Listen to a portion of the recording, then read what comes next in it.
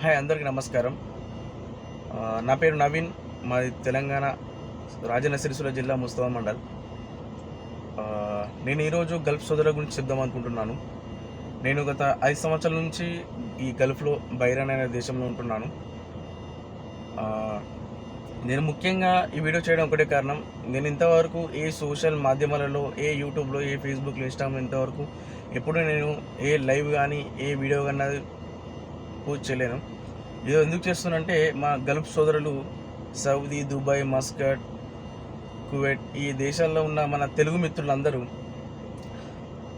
ఈ కుటుంబ పరిస్థితుల వల్ల లేదా చదువు ఉబ్బక చాలామంది ఈ గల్ఫ్ బారిన వలసగా చాలామంది వచ్చారు కొన్ని సంవత్సరాలుగా. కానీ వారిక్కడ ఏం పని చేస్తున్నారు, ఎంత కష్టపడుతున్నారు అది ఎవరికి తెలియదు. అది మా కర్మ.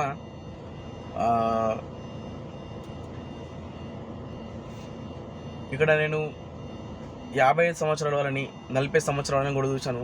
అంత పెద్దవారిని కూడా వాళ్ళ పిల్లల కోసం వాళ్ళు పడే కష్టం, కొందరు వాళ్ళ పిల్లల్ని కూడా చూడలేదు.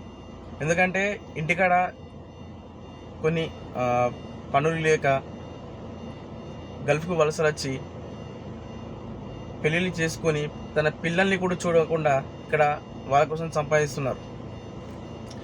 తినక ఒక పూట ఉపవాసం ఉంటూ నెల జీతం వచ్చుతూనే ఇంటికి పంపుతున్నారు. ఇక్కడ జ్వరం వచ్చినా ఏదైనా మనకి ఏ సమస్య వచ్చినా ఎవరు పట్టించుకోరు. మనది మనమే చూసుకోవాలి. ఇంటికాడ మన ఇంట్లో ఫ్యామిలీ వాళ్ళు చాలామంది ఉంటారు, కానీ ఇక్కడ ఎవరు ఉండరు. గల్ఫ్ వల్ల బాధలు గల్ఫ్ వాళ్ళకే తెలుస్తాయి. ముఖ్యంగా ఈరోజు నేను ఈ వీడియో పెట్టడానికి ఒకటే కారణం,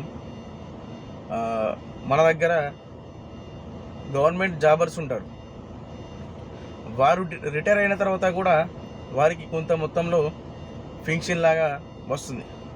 నేనేమంటున్నా అంటే మన గల్ఫ్ బాధితులు ఎంతమంది ఉన్నారో 40 సంవత్సరాల నుంచి 45 సంవత్సరాల వరకు ఉన్న వారి దాని పైబడి ఉన్న వారికి ఇంటికి వచ్చాక వాళ్ళకు కూడా పెన్షన్ ఇవ్వాలని కోరుతున్నాను.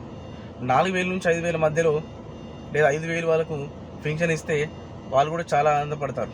కొందరు వాళ్ళ సంసారానికి, వాళ్ళ అమ్మ నాన్నలకు, వారి భార్య పిల్లలకు చాలా దూరంగా ఉంటూ ఎన్నో కష్టాలు చేస్తున్నారు. ఇక్కడ నేను చాలామంది రోడ్లపైన చూశాను. ఈ ఎండలో 45 డిగ్రీస్ 50 డిగ్రీస్ ఎండలో ఇంటికాడ ఎవరైనా బయట కూడా తిరగరు. కానీ గల్ఫ్లో చేయక తప్పదు. కొన్ని పరిస్థితుల ప్రభావం వల్ల ఇక్కడ గల్ఫ్లో ఉండే సిస్టాల వల్ల మనం ఏం చేయలేం, ఎవరిని మనం బెదిరియలేం, ఏం చేయలేం. ఏ పని చెప్తే చేయలే. మన కుటుంబాన్ని మనం ఒక స్థాయిలో చూడాలనుకున్నాం కాబట్టి మనం పని చేయాలి. ఇక్కడ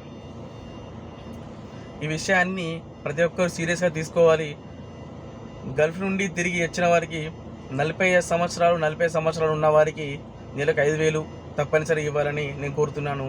ఈ విషయాన్ని Telangana government and Andhra government తప్పనిసరిగా సీరియస్గా తీసుకోవాలని నేను కోరుతున్నాను. ఈ గల్ఫ్లో ఉండి చాలా బాధ అనిపిస్తున్నారు, చాలామంది ఉన్నారు. వాళ్ళని కూడా ఇబ్బంది ఉన్న వాళ్ళని వెంటనే ఇంటికి తీసుకోవాలి. అందరికీ నమస్కారం. ఇంటి దగ్గర పరిస్థితి బాగాలేక చాలామంది ఇక్కడ ఉన్నారు.